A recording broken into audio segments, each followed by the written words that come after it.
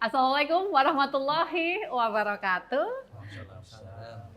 Apa kabar semua Bapak Ibu dan juga seluruh pemirsa yang tengah menyaksikan diskusi kita di hari ini. Senang sekali saya Eli hadir kembali tentunya menyapa Anda untuk program talk show spesial kita. Ini tentang investasi dan perizinan berusaha di Jawa Timur. Tapi spesifik judul yang kita ambil dalam diskusi kita di hari ini adalah transformasi digital perizinan. Jadi kalau selama ini mungkin image-nya adalah lambat begitu ya, terus juga susah banget, ribet.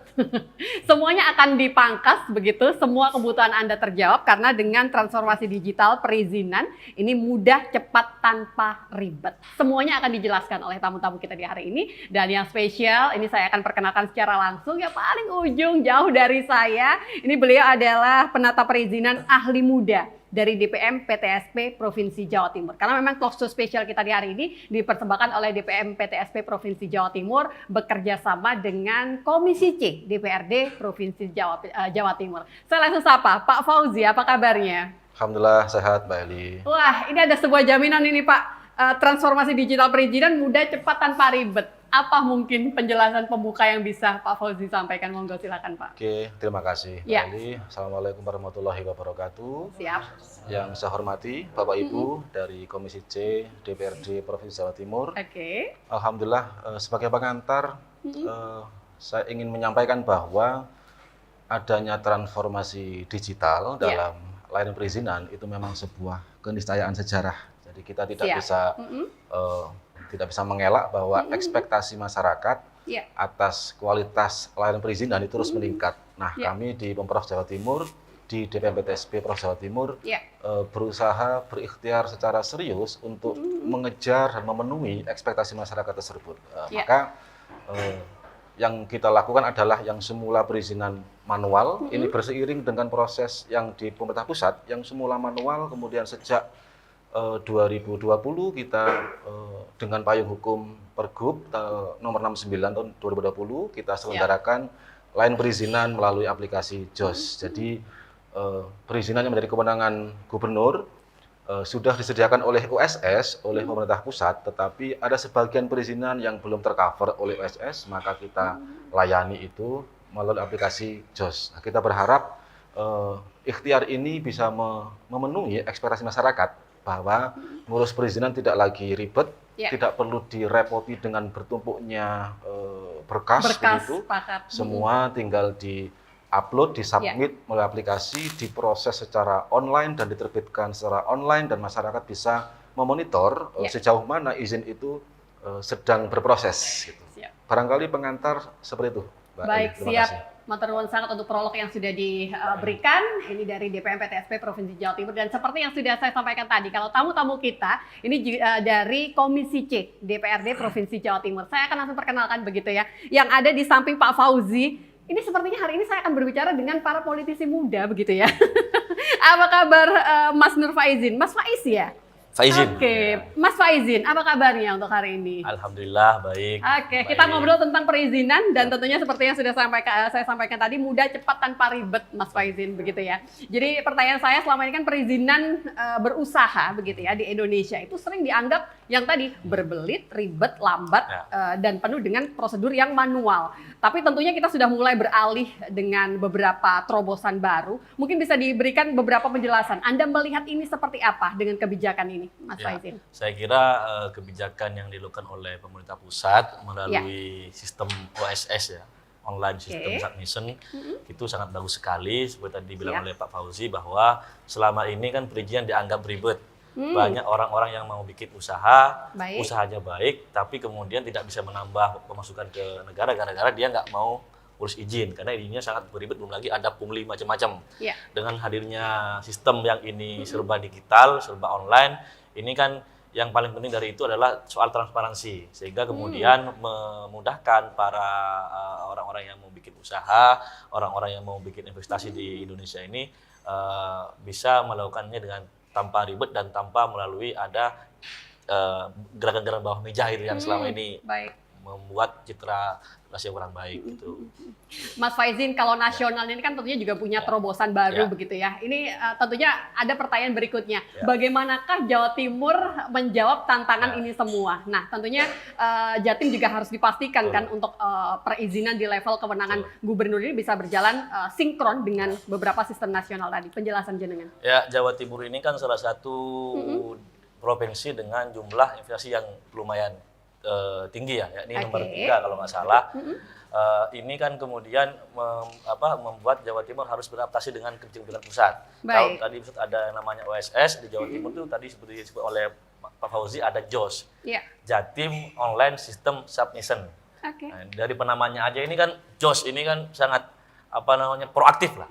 Nah, hingga ke depan harapannya dengan adanya perizinan yang serba online ini kemudian membuat investasi di Jawa Timur ini meningkat tajam karena semakin tinggi investasinya semakin juga membawa kemaslahatan bagi masyarakat Jawa Timur. Oke, baik. Terima kasih untuk penjelasan yang sudah diberikan. Saya geser ke narasumber berikutnya. Bu Lili, apa kabar? Lama nggak jumpa. Tentunya hari ini Bu Lili juga akan memberikan banyak pendapat-pendapat baru begitu ya. Tapi sebelumnya saya akan mengajak Anda juga pemirsa akan lebih lengkap obrolan kita di hari ini dengan beberapa narasumber berikutnya. Seperti yang sudah saya sampaikan tadi, obrolan itu pasti makin akan lengkap begitu ya ketika narasumber yang berkumpul untuk bisa memberikan informasi kepada Anda itu jauh lebih banyak. Nah, ini tentunya bertambah satu narasumber untuk diskusi kita di hari ini. Pak Azam, apa kabarnya? Alhamdulillah. Atau saya harus menyapanya Mas Azam? Tapi nanti dulu ya ngobrolnya. Saya tadi ingin melanjutkan obrolan dengan Bu Lili. Bu Lili, ini satu pertanyaan saya untuk Bu Lili. Jadi transformasi digital ini tentunya nggak berdiri sendiri, Ibu. Jadi harus ada sebuah dasar hukum yang kuat dan bagaimana regulasi daerah seperti Pergub yang sudah diterbitkan. Yang tentunya ini bisa menjadi penopang yang utama agar sistem ini berjalan dengan baik, Bu Lili. Iya, betul Mbak. Jadi memang keberhasilan program dengan digitalisasi ini tentu perlu sebuah aturan ya. Payung hukum yang jelas. Dan alhamdulillah Jawa Timur ini sudah menyiapkan lewat peraturan gubernur. Ada peraturan gubernur tahun 69 tahun 20, kemudian 88 tahun 24 dan yang terakhir kemarin di 43 ya, tahun 24 ya. Tentunya aturan-aturan itu memungkinkan bagi kegiatan atau program ini bisa berjalan dengan lebih baik karena tidak ada kekhawatiran Mbak, ini sudah ada payung hukumnya, ya, sudah jelas. Jadi melegitimasi semua yang kemudian dijalankan oleh pemerintah, baik itu di provinsi sampai kepada di kota kabupaten juga. Ada program-program yang memang sudah terrangkum dengan baik. Jadi tidak sekedar kaitan dengan teknisnya tentu, tetapi juga memastikan bahwa apa yang kemudian tersampaikan ini memang sudah ada aturan-aturan. Siap. Bu Lili, ini yang penting ini Mbak, karena biasanya kan kita kalau mau bikin acara, mau bikin program itu, wah ini nyalahi aturan apa enggak begitu. Payung hukumnya bagaimana begitu ya? Payung hukumnya seperti apa? Nah ini kalau sudah ada payung hukumnya lewat Pergub kita tentu memastikan semuanya bisa berjalan dengan baik. Siap. Bu Lili, ini ada beberapa pertanyaan tambahan. Jadi banyak sebenarnya masih menilai kalau layanan manual di masa lalu yang mungkin sampai sekarang masih ada beberapa begitu ya, itu sangat rawan akan praktik titip berkas atau pungli dalam tanda kutip. Nah, bagaimana sistem digital ini menjawab semua penilaian itu tadi, Bu Lili? Ya. Kalau salah satu memang kelemahan dari ketika kita ada interaksi ya di dalam yang dulu-dulu ya, secara konvensional, kemudian banyak bertemu dan sebagainya. Ini kan kita memanfaatkan untuk mungkin titip begitu ya, ataupun hal-hal yang lain yang seperti disampaikan tadi. Tapi dengan adanya digital ini tentu ini mengurangi ya proses untuk kemudian bisa bertemu dan alhamdulillah ini bisa berjalan dengan transparan begitu ya. Bahkan saya kira proses kita di dalam perizinan atau apapun itu kemudian terlihat tahapan-tahapannya itu jelas. Ya. Jadi kalau kemarin ya karena memang masih ada koneksi pertemuan dan sebagainya dengan peluang itu ada. Tapi sekarang insya Allah dengan digital ini kita lebih memungkinkan untuk terjadinya transparansi dan juga mengurangi adanya hal-hal yang tidak baik yang mungkin dikhawatirkan oleh masyarakat kita utamanya. Ya. Saya kira Terjawab itu juga terjawab insya Allah. Terjawab tentunya kebutuhan seluruh masyarakat di Jawa Timur. Saya geser ke Mas Azam. Mas, ini pertanyaan yang sering muncul juga nih sebenarnya kalau ngomong JOS terus juga ngomong OSS. Namanya ini sebenarnya kalau JOS itu Jawa Timur banget, JOS pokoknya gitu ya. Mungkin bisa diberikan penjelasan apa nilai tambah dan juga posisi strategis dari JOS ini sebagai pelengkap OSS di Jawa Timur, Mas Azam. Jadi begini, kalau kita berbicara terkait dengan pelayanan, baik. Jadi tingkat kesuksesannya itu kan semakin hari semakin baik. Baik. Nah, JOS ini menjadi bagian dari solusi pasti dari pelayanan yang ada di Jawa Timur. Kalau yang dulu masih konvensional disampaikan oleh Bu Lili, hari ini kita sudah mulai online, semuanya serba online, tidak bisa ditutup-tutupi, tidak ada main belakang kan begitu kan. Semuanya main di depan layar, semuanya bisa mengakses dimanapun dan dengan cara apapun. Terlihat pokoknya. Terlihat pokoknya, dan itu menjadi bagian dari kemudahan yang diberikan oleh pemerintah Provinsi Jawa Timur terhadap warganya. Oke, baik. Kalau dulu itu kan mengurus izin itu identik dengan antri yang panjang, betul. dokumen yang berlapis, termasuk juga proses manual yang melelahkan. Tentunya dengan adanya sistem digital yang seperti sekarang ini, baik itu JOS dan juga OSS, itu tentunya ada perubahan yang mendasar yang benar-benar dirasakan. Memudahkan. Apa yang Anda lihat? Jadi kalau dulu kan kita harus merapikan berkas, usung-usung ya kan. Bahasa wong Jawa usung-usung ngalor ngidul.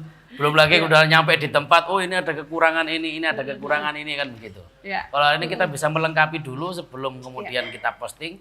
Berkas semuanya dilengkapi dulu, setelah lengkap baru kemudian satu persatu diurus, diupload kan begitu. Sehingga itu lebih memudahkan daripada harus bawa berkas datang ke dinas misalnya atau ke tempat yang sudah disediakan. Ada kekurangan berkas. Ya kalau rumahnya sama Surabaya gitu. Tapi kalau rumahnya satunya di Gresik terus ngurusnya ke Surabaya, balik lagi ke Gresik kan. Siap. Ini tentunya sangat memudahkan. Jadi harusnya memang sudah terpampang begitu apa saja yang dibutuhkan dan juga dilengkapi begitu ya. Baik, saya akan geser tentunya setelah Mas Azam, saya geser ke Pak Mahrus ya. Pak Mahrus, apa kabarnya? Alhamdulillah sehat. Pokoknya yang paling dekat dengan saya termasuk Mas Fuad ini malah belum disapa ini gitu ya. Kita belum sempat disapa. Iya, belum sempat disapa. Mohon maaf Mas Fuad. Saya ke Pak Mahrus terlebih dahulu. Pak Mahrus, monggo. Ini kalau berkaitan dengan sistem online yang sudah tersedia, kenapa pemerintah tetap mempertahankan sistem offline di kantor? Ini tentunya ada beberapa yang dengan beberapa keterbatasan mungkin ya. Bukankah ini justru sedikit kontradiktif ya dengan semangat digitalisasi? Pendapat Anda, Bapak? Menurut data BPS 2023 ada 20% wilayah di Jawa Timur yang belum dapat akses internet. Ada 25% warga kita yang masih gaptek, yang masih sangat kesulitan mengakses layanan digital. Artinya justru layanan offline ini memastikan tidak ada yang tertinggal. Tidak ada masyarakat yang tertinggal sehingga tidak kontradiktif. Justru ini pemerintah ingin memastikan masyarakat yang di kepulauan misalnya, di Masa Lembu, bahkan di pegunungan yang akses internetnya sinyalnya lemot ini tidak tertinggal dalam urusan perizinan ini. Jadi saya pikir justru ini tidak kontradiktif dengan sistem hibrid ini, online offline juga itu justru menguatkan apa yang menjadi tujuan utama bagaimana semua UMK ini mendapatkan legalitas usaha. Baik. Bapak, selain OSS dan juga JOS tadi, kita ternyata juga punya Saleha. Nama-namanya ini membumi sekali pilihannya untuk Jawa Timur. Boleh memberikan pendapat dan penjelasannya, Bapak? Istri Saleha ya. Saleha namanya, jadi mudah diingat semoga begitu ya. Jadi Saleha ini kan sadar legalitas usaha. Bahwa fakta di Jawa Timur ada hampir 10 juta UMK. Dan data yang saya baca hanya 30% yang mendapatkan baru punya legalitas. Apakah itu NIB, nomor induk berusaha, atau yang lebih kecil lagi pada legalitas di sertifikat halal. Sehingga justru Saleha ini yang sistemnya adalah langsung masuk ke sentra-sentra UMK ingin memastikan bahwa usaha-usaha kecil itu bagaimana sekiranya semua punya legalitas. Karena dengan legalitas kita usaha itu akan berkembang. Kalau enggak, maka nanti sulit berkembang, mendapat akses permodalan sulit, mendapat akses pengembangan yang lain juga akan sulit. Sehingga kita sangat dorong betul bagaimana program Saleha ini diintensifkan betul, masuk ke kantong-kantong UMK, jemput bola, sehingga bagaimana tidak lagi 30%, 10 juta ini bagaimana semuanya punya legalitas usaha, apakah itu NIB ataupun juga justru sertifikat halal. Ini penting juga.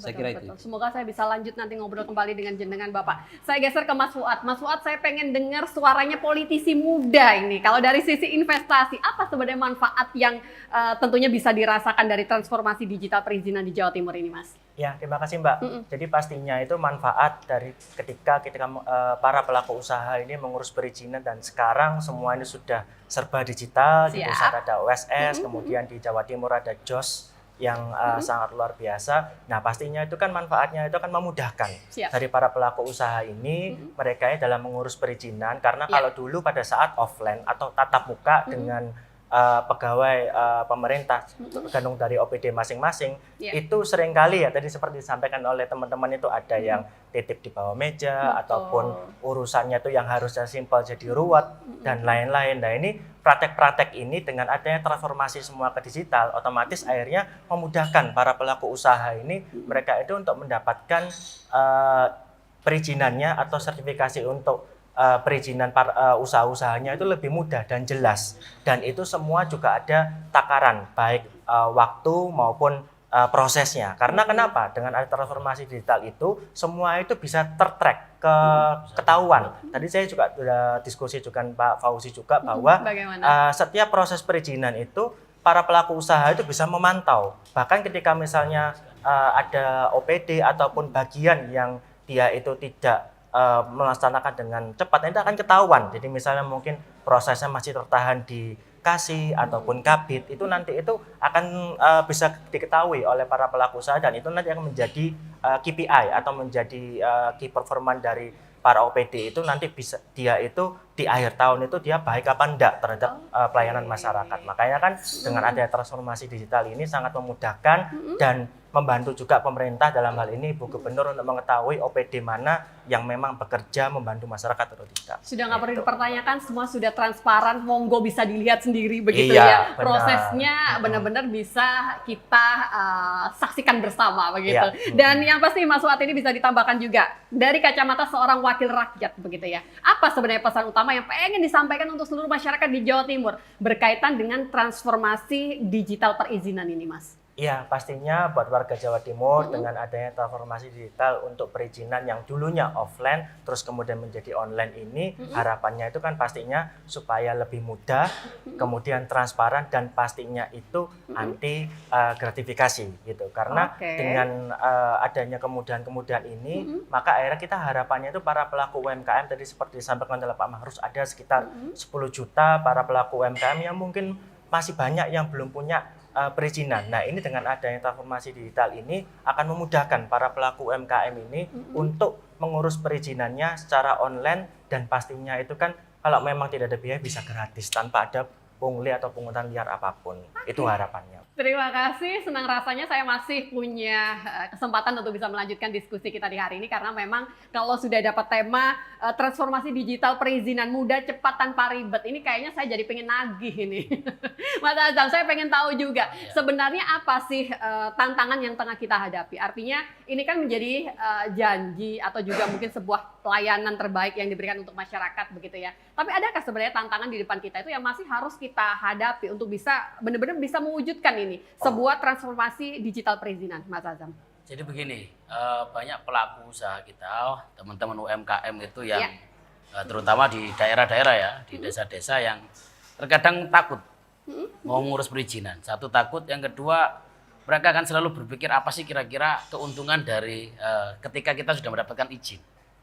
Oke, justru jadi, itu ya. Justru itu yang dihadapi, karena kan mereka kan hari ini proses UMKM-nya, usahanya itu kan di kampung, penjualan juga melalui online kan begitu kan. Kira-kira mereka berpikir ada izin dan tidak ada izin, kira-kira manfaatnya apa? Saya berapa kali ketemu sama teman-teman yang terakhir dengan pegiat kelor ya. Jadi kelor-kelor mereka itu nggak ada izin ini. Kalau berbicara berbicara usaha itu udah ada izin. Ya mereka buat jualan kulaan ya.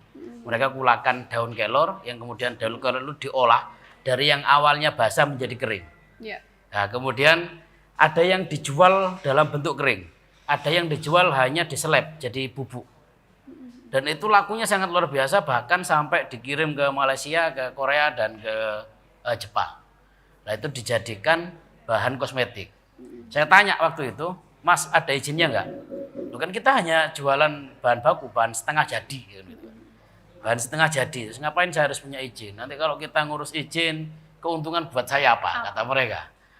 Nah, apakah kita bisa dibantu melalui proses penyebaran ya atau penjualan yang lebih luas misalnya? Kalau hari ini saya tanpa izin pun saya bisa kirim ke Malaysia, ke Korea, bahkan ke Jepang gitu kan. Dengan izin kira-kira keuntungan saya apa? Itu yang disampaikan. Lah dengan bahasa yang begitu kita juga nggak bisa menjawab ya. Apa yang bisa kita janjikan terhadap para pelaku UMKM yang model seperti ini. Oke. Ini saya dapat sebuah bahan diskusi baru. Matur nuwun sangat ini Mas Azam. Saya langsung geser ke Pak Mahrus. Boleh ya saya lompat sedikit? Pak Mahrus, ini saya pengen menambahkan. Mungkin apa yang sudah disampaikan Mas Azam. Saya pengen dengar cerita Anda juga. Mungkin dari dapilnya jenengan juga begitu ya. Seperti apa dengan tantangan dan juga kebutuhan yang ada. Berarti ada dong masukan yang diberikan untuk DPMPTSP. Dapil dengan saya. Jadi Satu dapil ini berarti. Pegiat kelor itu yang besar juga di di Probolinggo. Monggo ditambahkan versinya Pak Mahrus. Saya pikir memang legalitas ini sangat urgen ya. Karena satu dengan legalitas kita akan mendapatkan akses permodalan. Sangat sulit sebuah UMKM dapat akses permodalan dari perbankan atau bahkan dari pemerintah ketika dia tidak punya NIB misalnya. Dari mana memastikan bahwa di situ ada UMK. Kemudian yang kedua perlindungan hukum. Saya kira kalau legalitas UMK punya legalitas akan mendapat perlindungan hukum terkait usaha-usahanya. Kemudian perluasan pasar. Sangat sulit bagi UMK yang tidak punya NIB, yang tidak punya PIRT itu misalnya untuk masuk di mengembangkan usahanya. Saya juga punya beberapa teman kopi itu di daerah Tiris yang awalnya hanya lokal dari rumah ke rumah, tapi dengan mengurus punya NIP, punya PIRT, dia bisa masuk ke swalayan-swalayan, bisa masuk ke basmalah, bisa masuk ke tuku-tuku modern sehingga usahanya akan berkembang. Karenanya ini saya pikir sangat penting, Mbak, sangat penting sekali. Dan tadi masyarakat kita di UMK juga sekalipun sudah ada online, masih banyak yang merasa nyaman, kurang puas kalau tidak offline, tidak datang langsung. Ada yang seperti gitu ya? Itu, sehingga tadi Saleha ini kan sifatnya jemput bola. Saya pikir memang kembali ke tadi ini betul-betul diintensifkan, diperluas. Saya kira itu. Baik, Bu Lili monggo ditambahkan. Sebenarnya masyarakat kita itu punya kok kesadaran. Cuman ya itu tadi ketika ditanya apa sebenarnya benefit yang akan didapatkan ketika kita coba mengurus perizinan dan sebagainya. Semudah apa? Apa mungkin yang butuh diedukasi bersama Ibu? Iya, betul Mbak.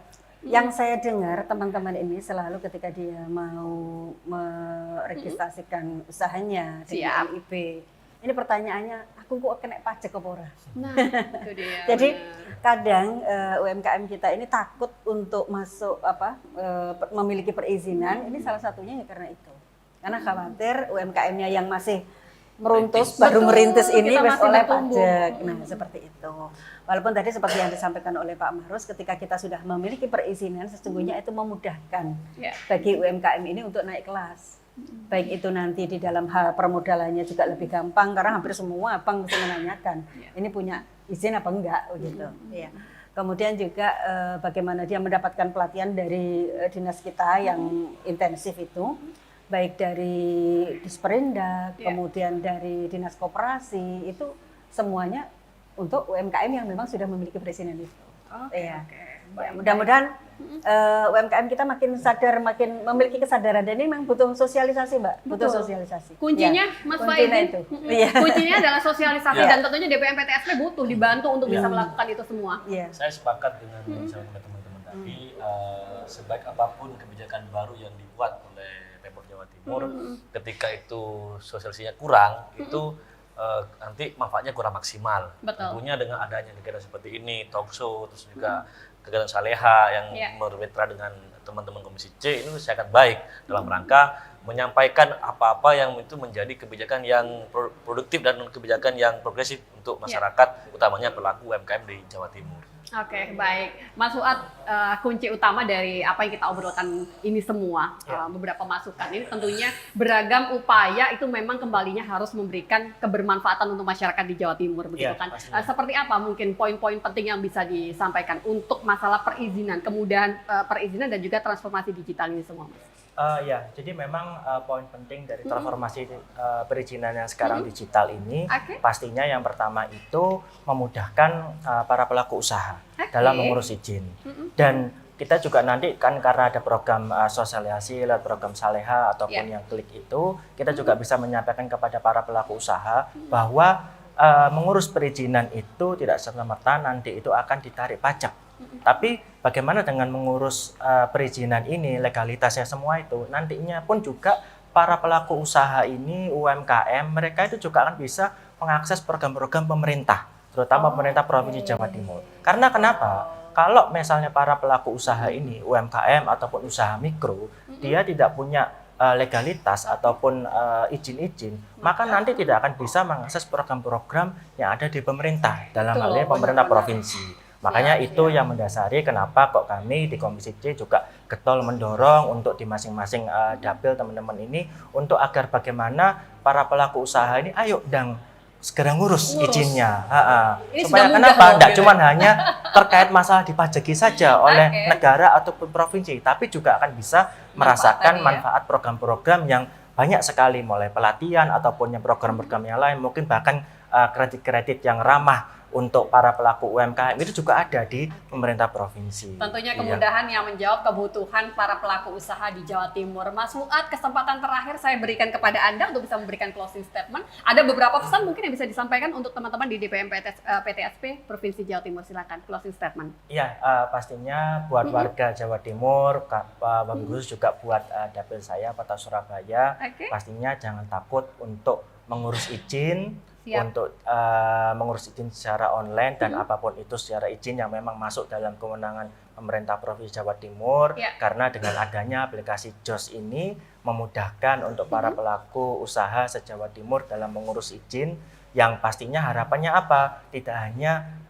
untuk nantinya itu mengurus izin itu dipajaki, tapi nanti juga bisa untuk mendapatkan manfaat program dari pemerintah provinsi. Dan juga pastinya kami berharap di mitra kami DPM PTSP ini nantinya itu untuk memberikan terus kemudahan bagi para pelaku usaha ataupun memang ada perizinan-perizinan yang mungkin masih tumpang tindih karena perubahan aturan dari pemerintah pusat, itu nanti bisa segera dibereskan supaya nantinya itu para pelaku usaha ini tidak bingung ketika nanti mengurus izinnya itu sebenarnya masuk di OSSA ataukah mungkin masuk di JOSKA atau mungkin masuk di perizinan kota kabupaten, jadi biar jelas. Betul. Matur nuwun sangat Mas Fuad. Saya geser ke Pak Mahrus, closing statementnya monggo silakan Bapak.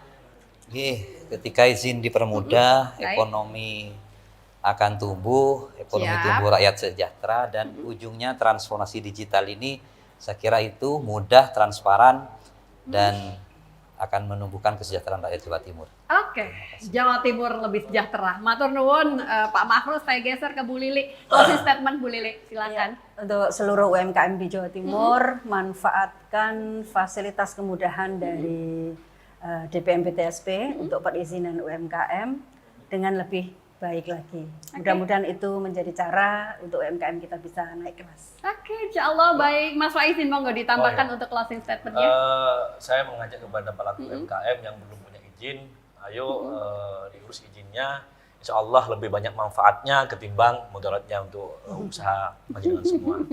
Sepakat. Jadi memang ada banyak manfaat yang bisa diberikan. Mas Azam monggo closing statementnya. Saya ngajak teman-teman UMKM atau pelaku usaha yang ada di Jawa Timur, pacaran aja butuh izin. Masa usaha tidak butuh izin? Kan begitu. Mari kita urus perizinan untuk kemandirian ekonomi di Jawa Timur. Terima kasih. Semangat selalu. Terima kasih Mas Azam. Pak Fauzi, saya masih punya durasi. Ada yang mau ditambahkan atau sudah cukup? Oke, satu poin lagi monggo, barangkali silakan. Mbak Eli. kami mengaturkan terima kasih kepada Siap. Bapak Ibu dari Komisi C DPRD Jatim yang selama ini telah memberikan dukungan. Karena bagaimanapun dalam kita menjalankan program itu lahir dari kebijakan. Nah, dukungan policy dari Komisi C sangat membantu kami.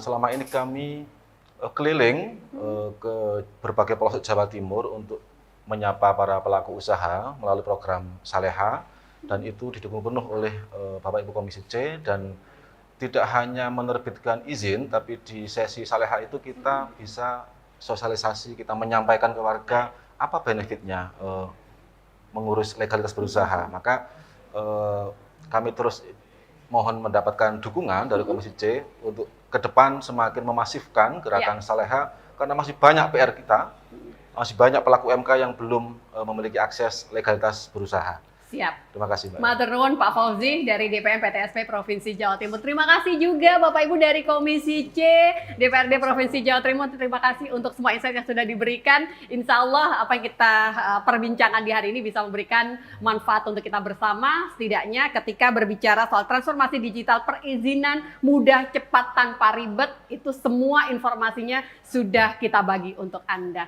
Sampai jumpa di lain kesempatan. Saya Eli, pamit undur diri. Wassalamualaikum warahmatullahi wabarakatuh. Waalaikumsalam.